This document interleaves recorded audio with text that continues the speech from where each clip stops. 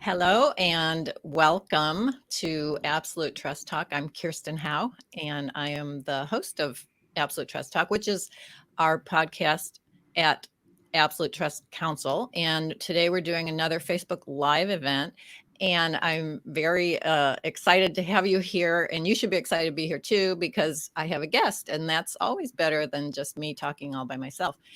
And my guest, Tom Hines of East Bay Innovations, has some really great programs that his company offers to disabled adults. And we're going to talk about a few of those programs. They're very cool. You'll want to stick around and hear about that. I'm going to introduce Tom more formally and officially in just a second, but I just want to remind you, the people who have watched this in the past know that if you have a question, we're going to answer questions at the end. So if you have a question, just go ahead and type it into the comment section on Facebook, and I'll read the questions and Tom will answer them. So stick around to the end and we'll have a question time. All right. Now, as I said, I'm going to formally introduce Tom. Tom Hines is the executive director of and founder of East Bay Innovations, and we might refer to it as EBI, East Bay Innovations, just because, we got to use the jargon. But it's a local nonprofit that provides services to adults with intellectual and developmental disabilities to help them be independent in their living situations and also to get employment. And they have a lot of different programs designed to assist with those things. Tom is also a co-founder of two housing nonprofits. The first one is Housing Consortium of the East Bay. The second one is called REACH. He's also a founder of the California Supported Living Network and also of a regional disability employment collaborative called Hire Able. So he's a very busy person and also obviously very committed to the disability community, all those different things that he's involved in. Very, very impressive. So without further ado, thank you, Tom. Welcome. And thank you for being here. We're very excited to have you.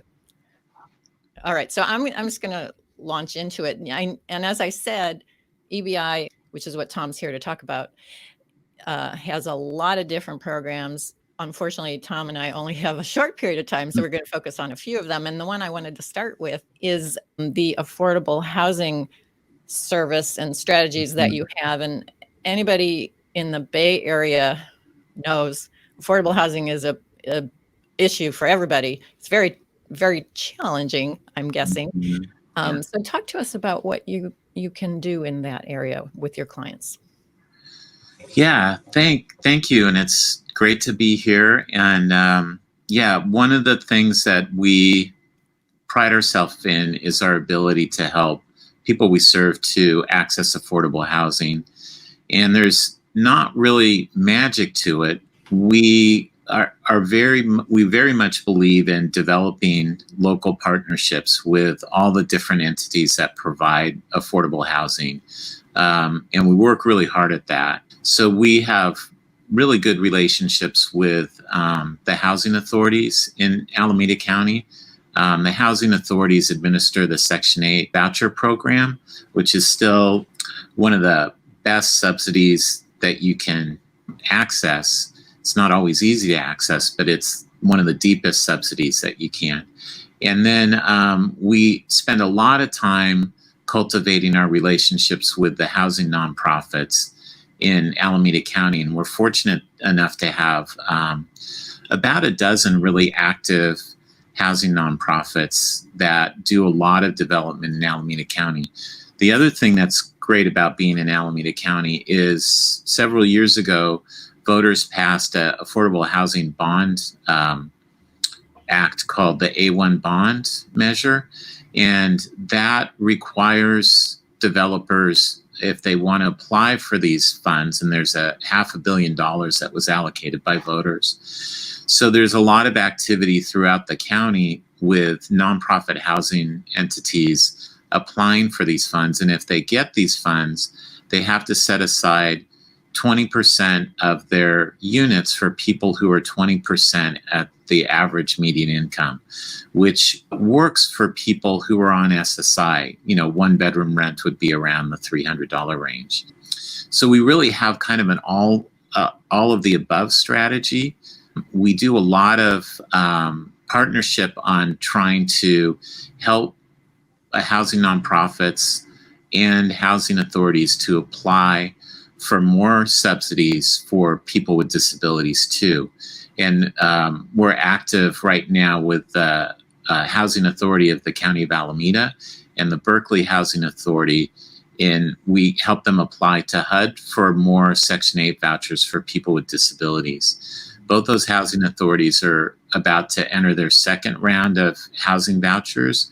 And that's been till now, that's been an easy path to get Section 8 vouchers in the hands of people we serve. And then, with the relationships we have with the housing nonprofits, many times we'll know in advance before a project is even built, whether they're going to have units that will accept a Section 8 voucher. So in advance, we'll be talking to the housing nonprofit about, how many units they'll take a Section 8 voucher on, and we'll be lining up people to go through the application process far in advance of when property actually leases up. You can use vouchers with below market rate units. Below market rate units are units that the developer sets aside for people at different average median income levels. And a housing voucher can be used on units that are even up to 60% of the average median income. So to use a voucher in conjunction with a below market rate unit, for people that we serve who are extremely low income, maybe they're just on SSI, which is like $960 a month. Right. A unit that's set aside at 60% of the area median income isn't going to be affordable to somebody normally if they don't have a Section 8 voucher. But the properties usually are very, very open to taking a Section 8 voucher on the BMR units. And the attractiveness of that arrangement is that the BMR units in statute or regulation are held at reasonable rents for a very long time. So you don't have to move. If the rent goes up, you don't have to fear that as a possibility if you can use your voucher on a unit like that. So it has sort of built into it a rent control Yes. type of aspect. Yeah. Okay. And BMR below market rate. Yeah, I'm sorry with all the acronyms. Okay. No. Every field has them. I got it. I assume our listeners are at least as smart as I am, and probably way more. But I figure I'll clarify. Yeah. No, that's good to go over for sure. Yeah. No, that's fine. So, how long does it tend to take to get somebody a Section 8 voucher? What is that process like? Well, with these new vouchers that have come in, it's been possible to get people a voucher quickly, like within 3 months, which is really different. I mean, usually without these vouchers coming from HUD for people with disabilities, the process would look like, once every 5 years, a housing authority will open up their waiting list for Section 8, and it's a lottery. So you may or may not get in to the waiting list. And once you're in on the waiting list, it's usually another 5 years, depends on the housing authority. Yeah. There's so many people who need that assistance. It's not just people with disabilities right. You don't have a People special with program. low income for whatever reason. Yeah. So right now we're at a good moment in time, but we're also pretty skilled at. We know which housing authorities around the state are opening up to their waiting list, and we'll get people on a waiting list, even if it's not the county that they're living in. Mm-hmm. Sometimes those waiting lists are moved faster than, say, Berkeley or Alameda County or Oakland. If a person's name comes up on the waiting list to get a voucher, we've driven folks to Stockton or Modesto to go through briefings with the housing authority. And then usually the housing authority will require somebody who gets it in their jurisdiction to live in their jurisdiction for a year. Then you can, what they call port out, meaning you can take your voucher to any place in the country. But it's problematic for people we serve to move from their homes to another county. So we make a reasonable accommodation argument that they need to use the voucher in the place that they're residing. Where you are, yeah. Yeah, and almost always the housing authorities honor that reasonable accommodation. Yeah. So that's another sort of tool we have in the kit to help people. Yeah, that's fantastic, because I have in the past read about Section 8 and how long it can take to actually get the place. Yeah. Years.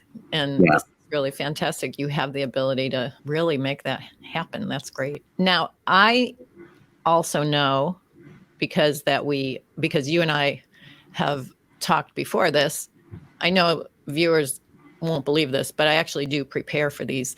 One of the other things that you do at EBI is you help your clients with disability benefits plan. Mm-hmm. Yeah. You want to talk a little bit about that and give maybe an example of what that's like? Well, anybody who has received SSI or SSDI, the Social Security disability benefits, this will resonate with. Receiving disability benefits are wonderful in that you're able to get income to live on. But they're also extremely nerve-wracking and anxiety-producing systems. And people can get letters that they don't understand from Social Security Administration saying that they owe money because they didn't report wages, or they owe money because their bank account was over $2,000. And this is just a system that isn't built for people to be able to really navigate on their own at all times. So just because of the nature of the work we do, helping people to live on their own, and many people have sole income sources, their Social Security disability benefits. And then a lot of what we do also is helping people find jobs. And the interplay between wages and disability benefits is even more complicated. Over time, we've built up this expertise in troubleshooting benefits issues that come up, and also helping people apply and get disability benefits like Social Security disability benefits. We've sort of built on that expertise and tried to formalize it. We have a number of staff who've gone through Cornell University's Disability Planning Certificate Program, which is a pretty intensive, unique course that trains people officially to be benefits planners and troubleshooters. We've had a number of staff go through that. So we have both formal, certification to do benefits planning, but we also do, we have plenty of staff who are really, really knowledgeable about Social Security disability benefits, Medi-Cal, Medicare, that don't have that certificate from Cornell University. They've just been with us a long time. Long enough, yeah. Yeah. They know what they're doing anyway. Yeah. Yeah, that can be a very difficult, maze to navigate. Yeah. If you don't know what you're doing, and most people wouldn't know, Right. Unless you've had years of training and experience, I would think. So. There is a website I'll just put in a little plug for. A colleague of mine for many years, Brian McDonald, who retired recently, but he worked for the World Institute on Disability in Berkeley. He developed a website called Disability Benefits 101. And it's a cool website because it's very comprehensive in its information about lots of disability benefits and affordable housing benefits and how they interact together. And it has built-in calculators too. So if you're working and you have a disability and you receive SSI or SSDI, there's a calculator built in so you can see what the impact is going to be on your disability benefits and do some planning around it. A lot of what produces anxiety for people is, this is a big part of their income. And a nasty curveball can come down the pike if you don't, plan correctly to report your wages or know how wages are going to impact your benefits. So Disability Benefits 101 really allows people to understand what the impact's going to be to their benefits in advance, and also kind of play around with it too. If they get a raise, what's the impact going to be per month? Yeah, it's a good tool. Yeah, that's really great. You do want to repeat the it's Disability Benefits 101, and it could be Disability Benefits 101 California, because they've replicated the website to be specific to different states. So you'd want to make sure you're on the California. You want to be on the California, right? Yeah. Okay, that's really great. Thank you for sharing that. What are the most common services that your special needs trust beneficiaries utilize at EBI? Yeah, so far it's been finding housing, both, independent living situations where people need affordable housing. Also, we've been referred a number of people who really the support services and their capacity isn't going to lend itself to being a match with living independently. Right. So they need a good sort of licensed residential facility. So we do both. We help people with affordable rental housing, searching and looking for that. And then more and more, we've been in the space of linking with good residential facilities and building relationships there so that we can provide referrals there as well. Be confident that it'll work. Yeah. So affordable housing is a big one. And then, because fiduciaries are often a referral source, helping people sort of manage their money on a regular basis and be mindful of keeping records on expenditures. Right. We help with that a lot. And it actually, in all our services to help people live on their own, whether that's funded through a special needs trust or funded through places like the regional center, money management is really something that's very common for people to need support in. And we do a process with people where it really feels to them like they're exercising their choice, but we're working with people on a very limited budget many times. And we're not judgmental if people spend too much in a certain category, because that happens. That's life. I do that all the time. We have our category. Yeah. My wife is my money manager.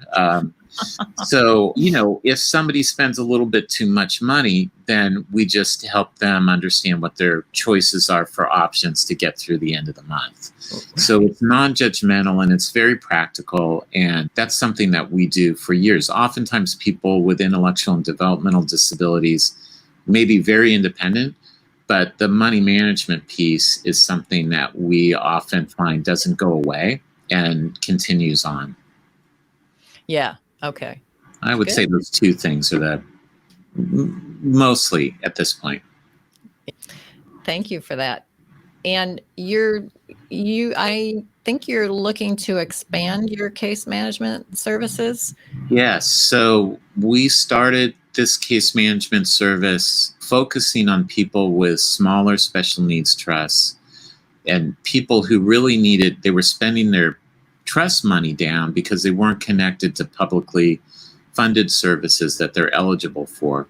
Fiduciaries can't sometimes get to that level of case management, and sometimes they will engage case managers that are independent contractors that may not have a lot of experience in the disability world. So we started out as really focusing on people with small special needs trusts. And now this year we were awarded a 2-year grant by the May and Stanley Smith Charitable Trust to expand to people with all types of special needs trusts. Also, if people don't want to use their trust or they don't have a trust, but they have means for private case management in a need, then we also can provide that too as part of our service. And through the May and Stanley Smith project, we have 2 partner agencies, Bayberry which serves Solano, Napa, Sonoma, Yolo counties, Lake County, and then Integrated Community Services, which is in Marin and San Francisco. They're both starting up their similar case management service as well. So we're a team, the three agencies. You got the whole Bay Area covered between the three of you. Almost, yeah. And I guess that the idea is you have a very deep expertise in all of this, and you probably for these kinds of tasks can be more affordable than having the trustee handle these kinds of things. Yeah. And it's really in both regards, more economical and more comprehensive. People are getting better service. Yeah.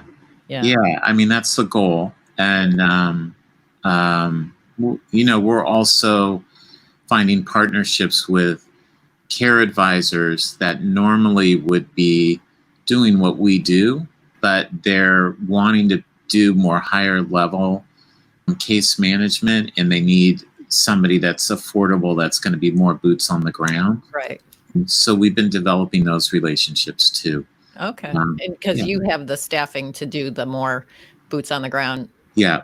In a more economical way. Yeah. Okay. That's the way to do it. I like it. Okay. So I'm pushing you time-wise. I want to get our viewers a chance to ask questions. So I'm going to go back and ask you a few questions. We have some in here. Okay. So first question is, Tom, have you seen or do you anticipate there being concerns as an increasing number of people with disabilities become seniors in terms of housing and care, particularly people with developmental disabilities who may require more care as they get older? Yeah. Well, for people with developmental disabilities, yes. I mean, our experience has been the two services that we provide to people with developmental disabilities that are publicly funded are supported living services, which is really a very comprehensive wraparound service that provides we're providing home care and coordinating all the person's supports to be able to live on their own. And people in supported living need regular support, daily support up to 24 hours a day. So we don't grow that service very often because it's very staff intensive.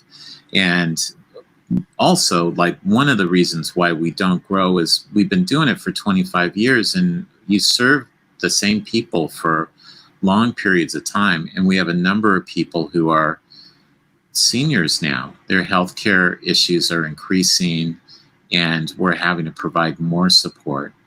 So we do address the aging within our services. And then broadly, I think with one of our services that doesn't focus on people with developmental disabilities, but definitely reaches people with disabilities who have chronic health conditions, we're more and more finding ways to fund residential care facilities for the elderly if it doesn't look like people can really live on their own. Right.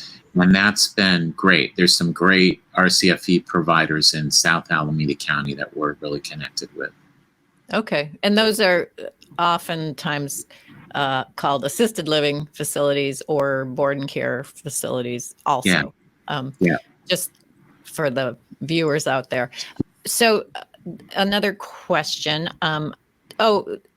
I know the answer to this, but so the question is, does EBI assist with employment? Maybe you could talk, this is a big subject, but maybe you can give just a little bit of what all you do in that realm. Yeah, so we provide what we call supported employment services. So it's really focused on regional center clients, and the fundings both comes through Department of Rehab and through the regional center for that service. We also operate training programs, which are on a little bit of a hiatus. One at the Claremont Hotel in Berkeley, and then we've had a long time training program at the County of Alameda administrative offices where we're in 15 or 16 different departments in the county. That's a training program. And then we also do a lot of training specific to what the individual's goals for an employment are. And we do that through a regional center funded category called Tailored Day Services, another funny name. But it basically funds us to do one-on-one support to help people skill up to be able to look at, job opportunities that have a career path. And then we do a lot of employment searches for people. In our employment service, we go out and talk to employers, and we represent people that we serve and help secure jobs that way. Yeah. That's great. I'm sure that's really gratifying when you get someone hired. Yeah, it's super fun when you get somebody a good job. Yeah. Yeah. Those are the fun parts of your job. I'm sure. These are the fun parts, right? Okay. I've got a question. Do people who are not beneficiaries of special needs trusts, can they avail themselves of your service? Because I mean, we do special needs planning, so a lot of folks are going to be beneficiaries of special needs trusts when their parents pass away, but right now they aren't. Yeah, certainly, yes, we can do private pay case management as well. In fact, that's one of the goals that we have, is to expand that service to people. Just, Kirsten, just to add to money management and affordable housing and benefits planning, we also have been helping folks who aren't in distress and need core sort of things like affordable housing or an income.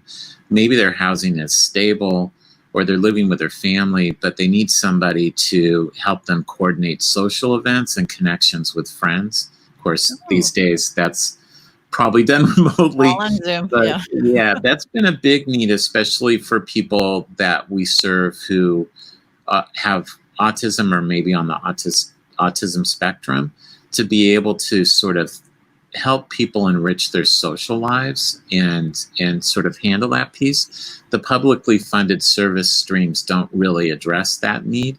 So that's a need that we can come in and provide as well. Are you talking about just logistically facilitating, or are you also talking about maybe coaching? What do you mean when you say we can do both? Okay. Yeah, there's one lady that we support who lives in a residential facility. She's a regional center client, has a developmental disability. And in her situation, it's more like coordinating vacations for her and doing the planning and logistics around that. For other people, it may be that it just doesn't occur to them to get out of the house or to plan a social event. Ask a friend out. Yeah. Yeah. I mean, we start with whoever the person's network is and make sure that they're, accessing their network of friends and family as much as they can. And then just logistical coordination and reminding is, kind of where that is a big need for people. And we have all in the last 3 months been reminded how important it is to stay in touch with our network. It's challenging these days. However we can. Yeah.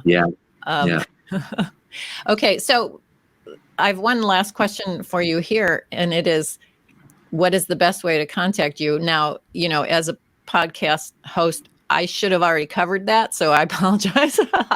I'm going to give you a chance to answer that question. Sure. Emailing me is great. I'm at thines@eastbayinnovations.org, S on the end of innovations. Just email me and I'll do a warm handoff to our staff here, depending upon what your need is. Yeah. So contacting me is the first step. Okay. And I would say also, I'm just throwing this out here. Take a look at their website. They offer, so many things that we didn't have time to talk about today. eastbayinnovations.org. Very well worth your while. Tom, thank you so much for joining me. Do you have any last thing you want to? No, I really appreciate this unique opportunity to talk to people. It's great. Yeah, I think you have a lot of information to share. I'm really glad to be able to help with that. So thank you so much for being here. And I look forward to talking to you soon. Sounds great. Thanks, Kirsten. Okay. Bye. So I'm going to just finish this up quickly. I just want to remind my viewers of two things. The first is, as you know, this right now is a live event. If you have friends, family members, anybody you want to share this with, it is being recorded. It will be on our website, absolutetrustcounsel.com. And it takes us a week or two to get it up there. It'll also be a podcast, again, on our website, or you can find it wherever it is you listen to podcasts. It takes a week or two for us to do all the gymnastics that needs to go into that, so people can see that. And the second thing, for this episode, we created a special page on our website that's just completely filled with resources related to special needs.